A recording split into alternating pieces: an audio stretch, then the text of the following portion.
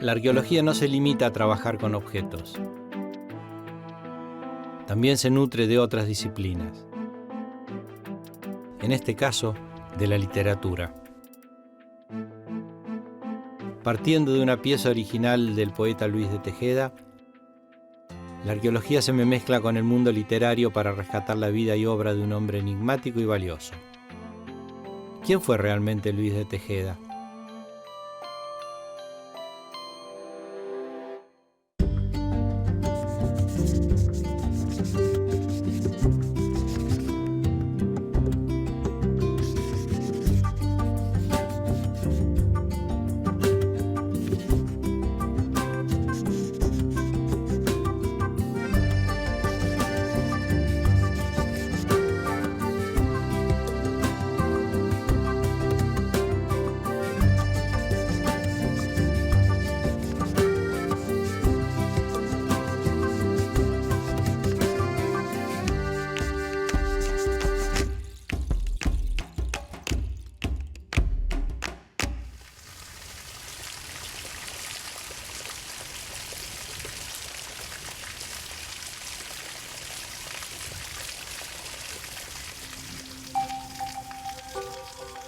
Hacia el año 1600, Córdoba no era más que pocas casas y ranchos dispersos entre conventos.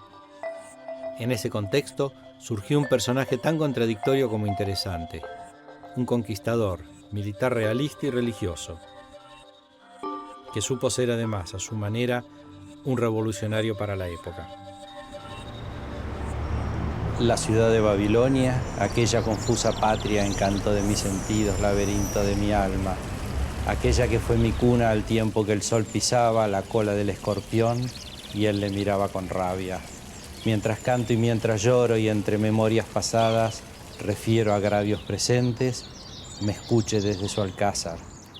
Para cantarlas me siento sobre la arenosa falda de este humilde y pobre río que murmura a sus espaldas. ¿Qué es esto? Bueno, acabamos de escuchar el romance escrito por Luis de Tejeda, primer poeta nacido en Córdoba en el año 1660. Y él aquí nos está presentando el lugar donde él ha nacido, el lugar desde donde él escribe y la época que nos va a contar. Pero 1620 es realmente temprano, digamos, para escribir un poema. Es el primer poeta nacido en Córdoba que escribe sobre Córdoba y va a contarnos su vida y la vida de la sociedad cordobesa de esa época. En este lugar que está cerca del humilde y pobre río que murmura a sus espaldas. Y a la que él reconoce como Babilonia. Estamos hablando de una persona que ha sido nieto e hijo de fundadores, heredero de encomiendas, una autoridad dentro de la población de la pequeña urbe que era Córdoba en aquel momento, y a que se reconoce como vasallo del rey de España, que vive lo mejor que llega de la cultura europea y cristiana a estas tierras. A mí me gustaría mostrarte que en la traza fundacional de la ciudad, frente a la plaza principal, ubicamos el Cabildo, que es el lugar donde estamos nosotros en este momento. Al lado está la catedral y frente a la catedral e incluso con el nombre está el solar de la familia Tejeda ubicado. Muy cerca del lugar de los poderes centrales ahí, está el territorio de en la esquina. Sí. Un lote de esquina al lado de la catedral, digamos, realmente muestra que es una persona de preeminencia, sí, de privilegios. Algunos años viví fiel a las prendas amadas de mi esposa y de mis hijos que largo el cielo me daba.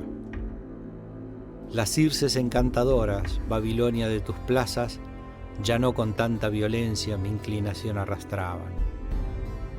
El canto de tus sirenas por tus márgenes y playas entraba por mis oídos, mas no llegaba a mi alma. Un plato roto. Me hace pensar, ¿se pagaban las culpas? En la época colonial, ¿qué pasaba con la gente que estafaba, robaba, incluso los genocidas, los que masacraron a la población, los esclavistas que se pasaron de la raya. Quizás estudiar la vida de Luis de Tejeda, el primer gran poeta cordobés, nos sirva para comprender todo esto. Luis de Tejeda escribió en sus memorias sobre sus placeres, algo que no era común para la época. Fue descendiente de conquistadores que lucharon contra los indios calchaquíes y conquistaron territorio para la corona. Sin embargo, sus escritos no hablan de hazañas heroicas, sino de los pecados de la carne, aquellos cometidos en adulterio o fruto de diversiones exageradas. Esto nos muestra, de algún modo, una arqueología de la moral de aquella sociedad colonial del siglo XVII.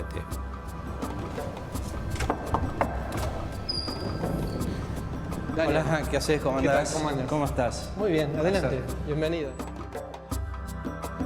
Seguimos investigando este personaje y ahora llegamos a lo que fue su casa natal. Ingresar en esta mansión es como retroceder 400 años en el tiempo. ¿Y por qué no me contás un poco la historia de la fundación del convento? Esta fue la vivienda del padre de Luis de Tejeda y del abuelo. Y por una serie de circunstancias, una promesa que él había hecho, en 1628, él hace una promesa a Santa Teresa y funda el convento. Bueno, y después, sí, digamos, acá se construye la casa de la familia. Empieza Tristán de Tejeda, el abuelo de Luis, después la termina de armar Juan, el padre de Luis, y acá, en 1604, nace Luis de Tejeda. Pero en todos esos años pasan muchas cosas. En un radio de pocas manzanas hay otras órdenes religiosas, franciscanos, dominicos, mercedarios. Los jesuitas hacen la primera universidad de Latinoamérica. Se dan una serie de situaciones muy particulares en Córdoba y a su vez una prosperidad económica por el tema de ser un lugar de paso del comercio hacia el Alto Perú. Y eso permite acumular la riqueza, digamos, para poder construir todo esto, claro, que no era... Aparte de ser militar, el padre de Luis era un próspero comerciante en tiempos de paz. Una vez aquietada un poco la relación con los indígenas preexistentes, empieza a manejar el tema del comercio de mulas y de diversos artículos, tanto yéndose a Perú como viniéndose acá, lo cual le da una posición económica ya, aparte de su condición de descendiente fundador, el linaje español y la prosperidad económica hacen que ocupe un lugar muy destacado en la sociedad. Te quería comentar también que este es un lugar muy particular para bucear en la historia de Córdoba, de la vida de Luis, de su padre, de Juan de Tejeda, porque este patio, como lo vemos, la vista de la catedral, son las mismas que tenían en aquella época, si bien la catedral se fue construyendo a lo largo de muchos años. Claro, pero este patio conserva desde 1628 la misma característica que le vemos hoy. Entonces lo mismo que vieron aquellos ojos lo estamos viendo hoy en el 2012 y nos permite imaginarnos mejor la vida que llevaban. Por entonces el acceso a la educación no era para cualquiera. Tejeda fue un privilegiado, ya que su casa era visitada por los pocos ilustrados de la época. Asistió al colegio jesuita y luego cursó humanidades. Obtuvo el título de bachiller antes de haber cumplido los 17 años. Si bien no hay registro de que haya alcanzado un nivel universitario, se sabe que estudió latín, filosofía y se recibió de maestro en artes.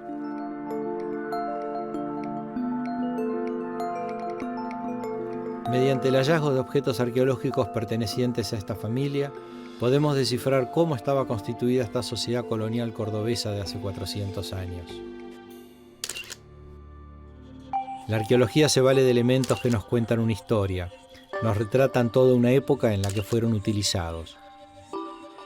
Estas vasijas, que convivieron en un mismo tiempo, tanto nos hablan de quienes las fabricaron como de quienes las utilizaban. Africanos, originarios y españoles, una convivencia cultural que habla por sus reliquias. Alfonso, me impresiona mucho lo que me mostrás porque es el mejor muestrario que vi en todo Córdoba de objetos arqueológicos de la vida colonial, desde el siglo XVI, digamos, hasta casi inicio del siglo XX. Sí, es una colección que ya fue excavada hace unos años atrás, cuando se hicieron arreglos y modificaciones en el edificio. Por un lado, acá tendríamos una pequeña representación de la vida cotidiana, supongamos, cuando vivía Tejeda en este lugar, ¿no? Es decir, a lo mejor con esto servían el vino o el agua, quizás con esto comían, y este lo tenía debajo de la cama para cuando se despertaba de noche. Es decir, es un poco, a lo mejor está la base de una vasija un poco más grande en la cocina. Nos permite entender un poquito más esa vida cotidiana, pero que para terminar de entenderla necesitamos de otras disciplinas. Necesitamos ver a Tejeda como escritor, como literato, como religioso, como civil, ¿no? Es decir, necesitamos acudir a todas estas disciplinas. Claro, eso es lo interesante, ¿no? Porque a partir de todas las interdisciplinas de la diplomática y la paleografía, para poder interpretar cómo se escribieron la biografía del autor, a partir de poder trabajar con los historiadores y que nos cuenten cuál era, a través de los documentos, las características de la sociedad de la época, más el aporte que él hace a través de sus obras literarias, nos permite a los arqueólogos empezar a reconstruir la historia de cuál era la vida colonial en torno a esta casa. Uno de los objetos que se encontraron en esta excavación es este que vemos aquí, ¿no? Que incluso vas a ver que tiene todavía marca de la actividad arqueológica, pero también tienen en un punto las huellas, ¿no? De las personas que lo realizaron y cómo lo tomaron al momento de hornearlo. Y es una pieza muy interesante porque es característica de Córdoba, pero también nos habla, bueno, de esta vida, ¿no? en el 1600, de cómo era la forma de comer, de sentarse en la mesa, de los objetos que había en la casa, y desde la arqueología nos permite, ¿viste?, un planteo interdisciplinario.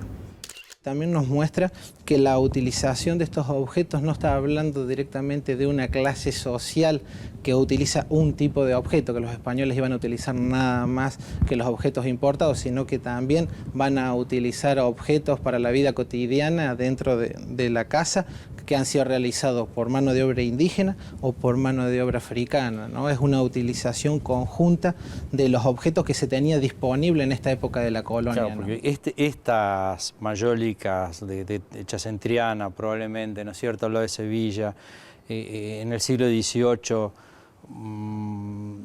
eran objetos de lujo. La diferencia entre la tradición indígena, la tradición española y la tradición africana de hacer cerámica, y ese detalle nos muestra este interjuego de grupos sociales que formaron la primera Córdoba, ¿no es cierto?